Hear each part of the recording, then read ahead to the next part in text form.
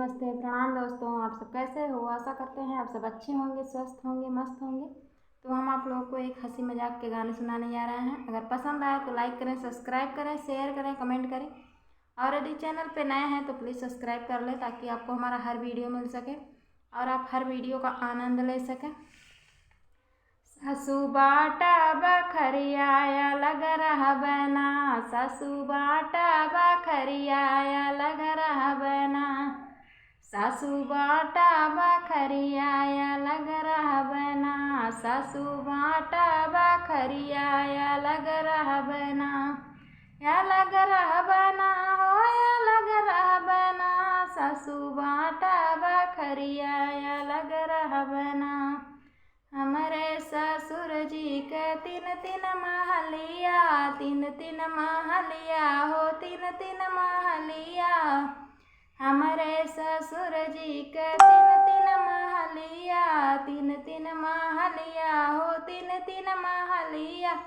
जमना में लागल खिड़किया उहले बना, सासू बाटा बखरियाया लग रहा बना, सासू बाटा बखरियाया लग रहा बना, सासू बाटा बखरियाया लग रहा बना, या लग रहा बना हो या लग रहा बना, सासू बाटा बखरियाया लग रहा बना, सासू बाटा बखरियाया लग रहा बना। हमारे ससुर जी के तीन तीन बेटा हुआ, तीन तीन बेटा हुआ हो, तीन तीन बेटा हुआ। हमारे ससुर जी के तीन तीन बेटा हुआ, तीन तीन बेटा हुआ हो, तीन तीन बेटा हुआ।